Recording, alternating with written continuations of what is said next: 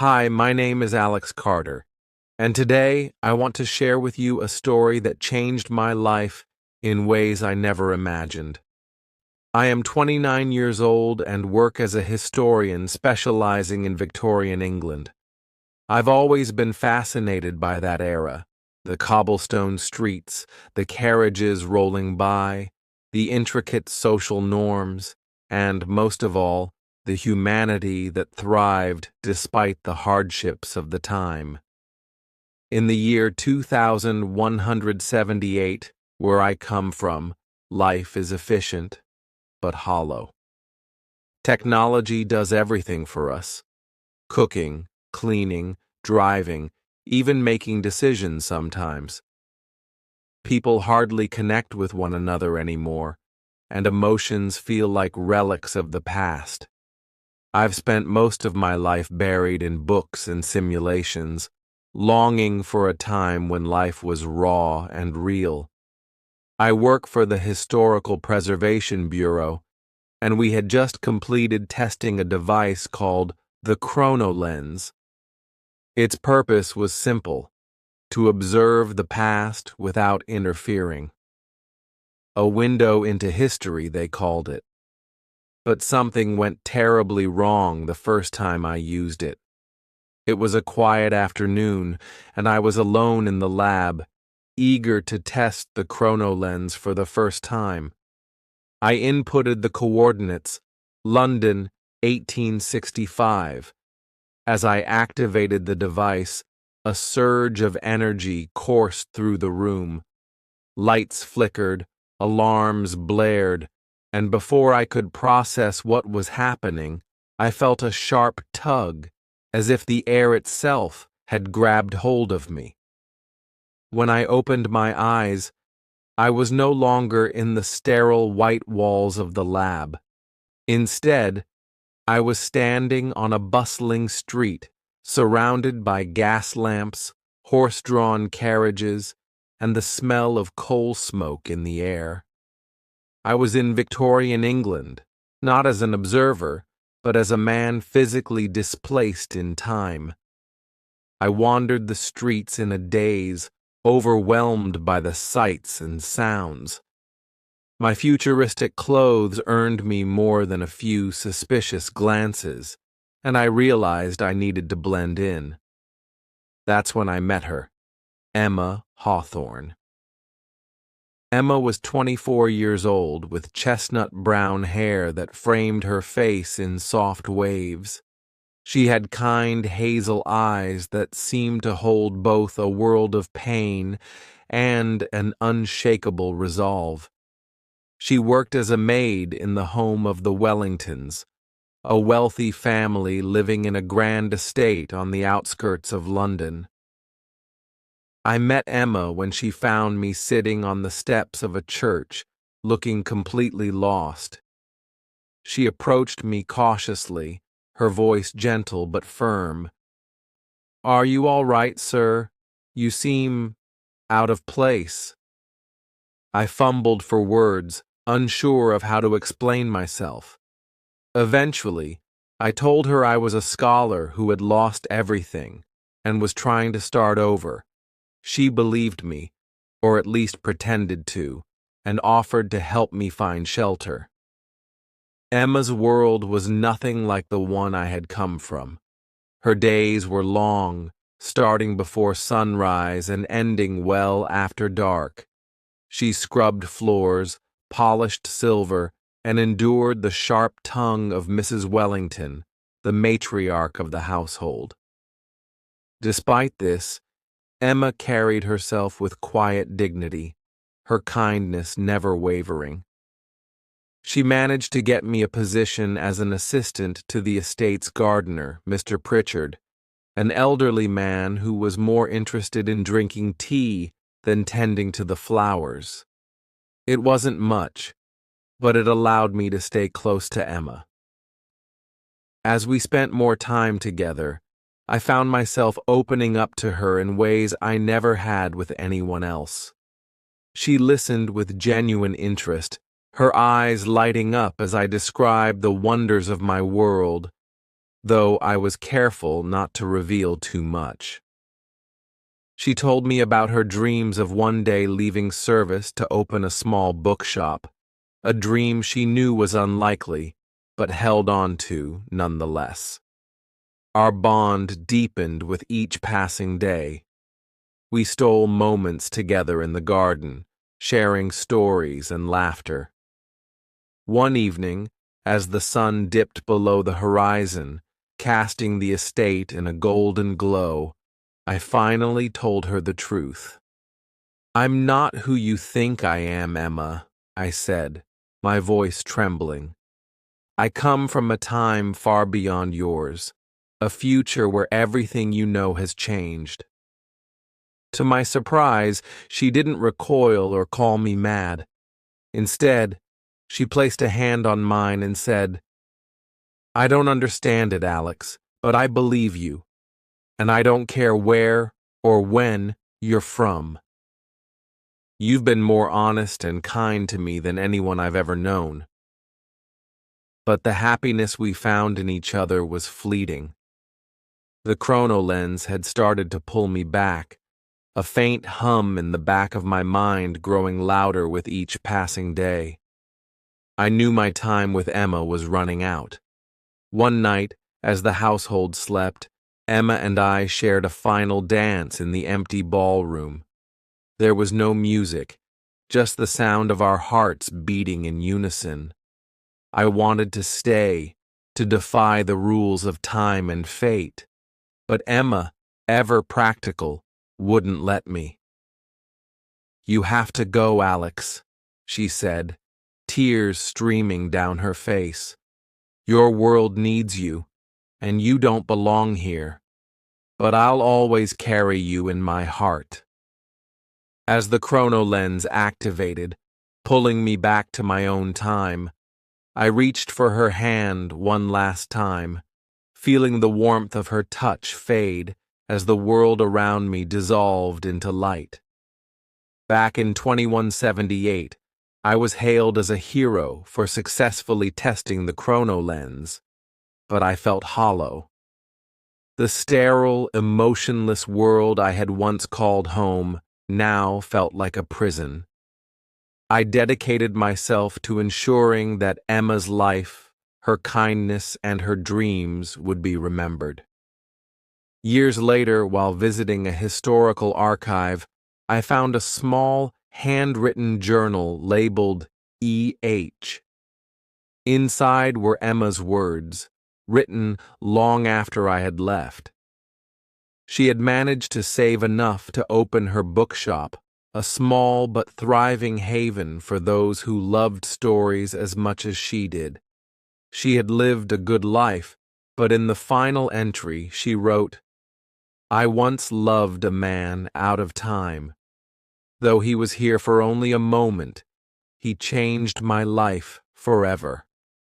Love, I've learned, is not bound by time or place. It is eternal." After discovering Emma's journal, I felt both a sense of closure and an overwhelming wave of grief. It was as if she had left me a message across the centuries, reminding me that love could endure even when time itself worked against it. But it also sparked a question I couldn't ignore. Could I see her again? Could I find a way to return to the past, even for a fleeting moment, to tell her how much she meant to me? I became obsessed with the idea. I spent every waking moment studying the chronolens, analyzing its data, and pushing its capabilities. I argued with my supervisors at the Historical Preservation Bureau, telling them it wasn't enough to simply observe the past. We needed to understand the human stories behind the history. But they dismissed my arguments as sentimental nonsense. "It's too dangerous, Alex," my supervisor, Dr. Nolan, warned me. "You got lucky once, but tampering with time can unravel everything. You've already had your moment. Let it go." But I couldn't let it go. Emma's face, her voice, her laughter, they haunted me every day. I didn't want to change history. I didn't want to interfere. I just wanted one last chance to see her, to hold her hand, to tell her that she was my everything. Late one night, when the lab was empty, I made my decision. I recalibrated the chronolens, overriding the safety protocols. I knew I was risking everything, my career, my future, even my life. But none of it mattered compared to the possibility of seeing Emma again. As the chronolens activated, the same surge of energy engulfed me. I braced myself, hoping against hope that it would work. When the light faded, I found myself standing in the garden of the Wellington estate. The air was cool and fragrant, filled with the scent of blooming flowers. I looked around frantically, my heart racing, and then I saw her. Emma was sitting on a stone bench, reading a book by the light of a lantern. She looked just as I remembered, graceful, radiant, and utterly captivating. "Emma?" I whispered, my voice trembling. She looked up, her eyes widening in shock. "Alex? Is it really you?" I ran to her, falling to my knees at her feet. "It's me," I said, tears streaming down my face. "I had to come back. I couldn't let you go without telling you. You're the love of my life. You always will be." Emma's eyes filled with tears as she reached out to touch my face. "I thought I'd never see you again," she said, her voice breaking. "But you're here. You're really here." We embraced, holding each other as if the world around us had ceased to exist. For a moment, nothing else mattered. Time itself seemed to pause, allowing us to savor the joy of being together again. But the reality of our situation soon crept in. I explained to Emma that my return was temporary, that the chronolens would eventually pull me back to the future. She listened silently, her hand clutching mine as if she could anchor me to her world.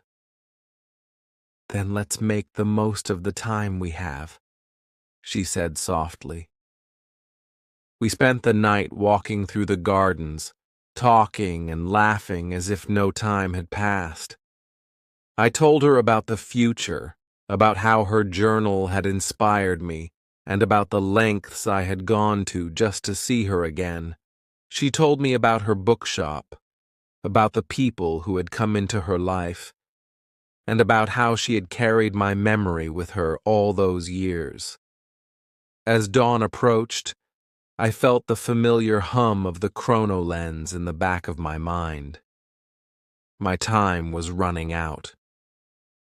"I don't want to leave you again," I said, my voice breaking. Emma cupped my face in her hands, her eyes filled with both love and sadness. "You gave me a gift, Alex," she said. "You showed me a love that defied time itself. No matter where you go, a part of you will always be with me, and a part of me will always be with you." As the light of the chronolens enveloped me, I held her hand tightly, unwilling to let go. But the pull was too strong, and I was torn away, her face fading into the distance. Years passed, but Emma's memory never faded. Her voice, her laughter, her kindness, they remained etched in my mind as if she were still beside me. I couldn't stop thinking about her, and though I tried to move on, my heart always found its way back to that one extraordinary time we shared. I immersed myself in my work, becoming a leading historian in the field of temporal studies. I published papers, gave lectures, and pushed for advancements in the understanding of time travel. But all of it felt hollow without Emma. Every discovery reminded me of her, of the impossibility of crossing time to be together. One evening, I was reviewing some old files when I came across a forgotten folder in the ChronoLens database. It contained data from my first trip back to the Victorian era, the trip that had changed my life. But as I analyzed the information, I noticed something odd. There was an energy signature I hadn't seen before, something that didn't align with the usual patterns of temporal travel. Curious, I ran a deeper analysis. The results were shocking. The signature wasn't from the ChronoLens itself. It was from Emma's timeline. It was as if a fragment of the temporal energy had somehow intertwined with her. I couldn't believe it. Could it mean that Emma had left some sort of message for me?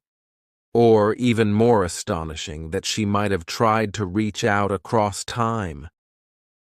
Desperate for answers, I poured all my energy into decoding the anomaly. Days turned into weeks as I worked tirelessly, isolating the signal and piecing together its meaning. Finally, after countless sleepless nights, I cracked the code. It wasn't just a message, it was coordinates. My heart raced as I realized what this could mean. Had Emma found a way to leave a clue, a path for me to follow? The coordinates didn't lead to the Victorian era, but to a point in time decades later. I didn't hesitate. I recalibrated the ChronoLens and prepared for another journey. This time, I wasn't just visiting the past. I was following a trail left by the woman I loved. When I activated the ChronoLens, the familiar surge of energy enveloped me. Moments later, I found myself in a bustling street in early 20th century London. The world had changed. Cars replaced horse-drawn carriages, and the air buzzed with the energy of a new era. I followed the coordinates to a small bookshop tucked away on a quiet street. My breath caught in my throat as I saw the sign above the door, Emma's Stories. I stepped inside, my heart pounding. The shop was warm and inviting, filled with the scent of aged paper and the soft hum of conversation. And there, behind the counter, was an older woman with familiar, kind eyes. "Emma?"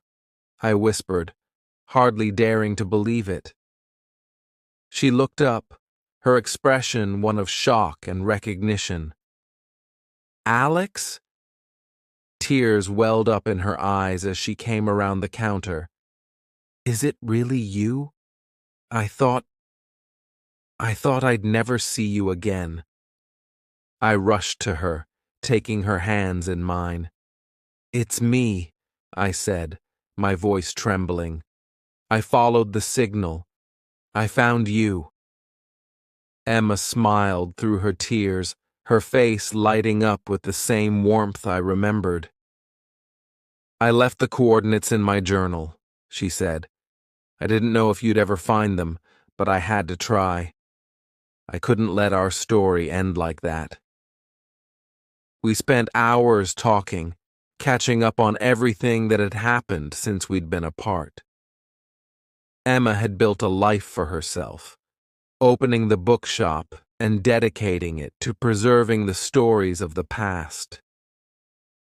But she'd never forgotten me. "I always believed you'd come back," she said. Even when it seemed impossible, I held on to that hope. "I never stopped loving you," I replied, "and I never will." Our reunion felt like a miracle, a second chance that defied the very laws of time. But as the hours passed, I felt the pull of the chrono lens once again. My time in this era was limited, and we both knew it. "Don't let this be goodbye," Emma said, her voice breaking. "It's not," I promised. "I'll find a way to stay. I'll find a way to make this work." As the light of the chrono lens enveloped me once more, I held on to Emma's hand, vowing to return to her. Back in my own time, I began working on a new project, a device that could stabilize a temporal presence, allowing me to stay in Emma's era permanently. It was the most challenging task I'd ever undertaken, but I was driven by the knowledge that true love was worth any sacrifice. The years that followed were a blur of relentless work, hope, and unshakable determination. My love for Emma drove me to push the limits of science. I poured every ounce of knowledge, creativity, and courage into designing a way to be with her permanently. The project became my life's work, an endeavor I called the temporal anchor. Unlike the chrono lens, which allowed only temporary journeys, the temporal anchor was designed to lock my presence in Emma's timeline, severing my connection to my own. It was risky, irreversible, and entirely untested. But I didn't care. My heart belonged in her world, no matter the cost. When the anchor was finally complete, I stood in the lab, staring at the device that would change everything. The glowing core pulsed with energy, a hum of possibility filling the air. I thought about the life I was leaving behind, my career, my future, everything familiar. But then I thought of Emma, her smile, her laughter, the way she believed in us against all odds, and I knew there was no choice to make. She was my future. With trembling hands, I activated the anchor. The room filled with light, a sensation of being pulled and unraveled, as though time itself was folding me into its arms. And then, just as suddenly, it stopped. I opened my eyes. The world around me was quieter, softer. The hum of the anchor was gone. The lab was no longer there. Instead, I stood on the cobblestone street outside Emma's Stories. My heart raced as I pushed open the door. Emma was there, arranging books on a shelf, her back turned to me. She had aged since I last saw her, her hair now streaked with silver. But she was still Emma, my Emma. "Emma," I said, my voice trembling. She turned slowly, her eyes widening as they met mine. For a moment, she seemed frozen, as if afraid to believe what she was seeing. Then tears filled her eyes, and she rushed toward me. "You came back," she whispered, her voice breaking. "I'm here," I said, pulling her into my arms. "And I'm never leaving again." We held each other for what felt like forever, the world around us fading into nothing. I told her about the anchor, about how I'd made the leap to stay with her. And she cried, her tears a mix of joy and disbelief. "This feels like a dream," she said, touching my face as if to make sure I was real. "It's not a dream," I said. "It's us. It's real." The days that followed were the happiest of my life.